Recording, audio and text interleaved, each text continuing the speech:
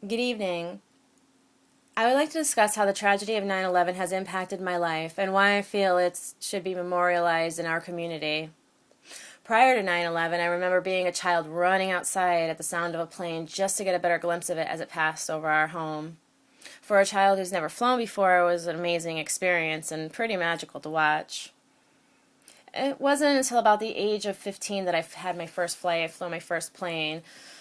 As I got older and more developed in my career, traveling by plane became more frequent and less of a marvel.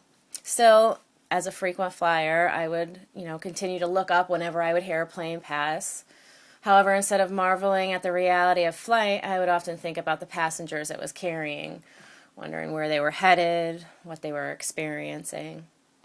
I'd then begin to think about all the places I had been and the type of passenger I was with each journey.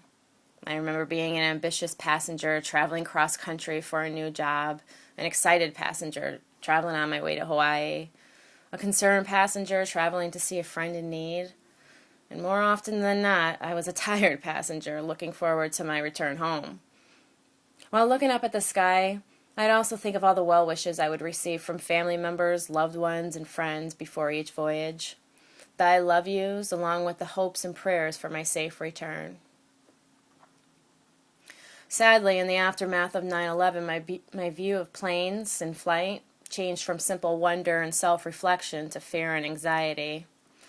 Now, instead of daydreaming about the passengers flying overhead, I couldn't help but think of the passengers that didn't make it on September 11th, 2001. I think of all this while frozen in fear, waiting for the plane to pass, hoping that it will pass. The inhumane and despicable acts of 9/11 took the lives of many people, and it did so without any prejudice. Victims included people of all ages and all walks of life. Victims representing 26 U.S. states and 8 different countries. Passengers and citizens who also received well wishes and I loved yous from family members and loved ones earlier that morning. Everyday people like you and me who had families and shared the same sense of wonder, hope, and dreams. A recent editorial in the Waterbury Republican stated that the attack of 9/11 took the lives of 152 victims who had ties to Connecticut. According to the CDC, 63 of those victims were actually residents at the time. While these numbers represent less than 5% of the total victims, it doesn't lessen the impact or tragedy of the event. The loss of any human life under such violent and irrational attacks is tragic regardless of where it takes place or where that victim resides. That said, alluding to memorializing 9/11 based solely on geographical losses would be a travesty. The attacks of 9/11 may not have physically taken place in this community, but it did take place in the hearts and minds of all who witnessed it.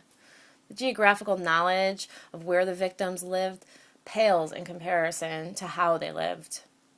These victims lived as mothers, fathers, sons, daughters, husbands, and wives. The victims included teachers, students, firefighters, white-collar workers, blue-collar workers to the unemployed. Victims who shared the same hopes, aspirations, struggles, and fears as we do today. Everyday people like you and me who had families, friends, and loved ones. Although 10 years has passed, the memory of 9/11 is still very vivid in my mind. I remember watching in disbelief as the plane hit the second tower. I remember my brother calling me to tell me we were under attack, and I still couldn't process any of it. I then recall watching an interview of a man from Oxford, Connecticut. He cried profusely on national television as he told reporters of the gruesome things he had witnessed during his horrific escape. It was at that point it became very real to me, and I couldn't help but cry, along with many other viewers. The confusion, disbelief, fears, and the look of helplessness that fell upon every man and woman's face in the midst of all this chaos was unmistakable. As the hours had passed and death tolls grew, layers of the rat race armor seemed to shed along with it. It was as if man's calculated self-destructive world of bias, greed, ego, and self-ambition had reached the tipping point. What seemed important yesterday was just no longer. We watched as New Yorkers, who had a known reputation for being tough and rude, now pull together as a community of compassionate citizens, selfless volunteers, and heroes.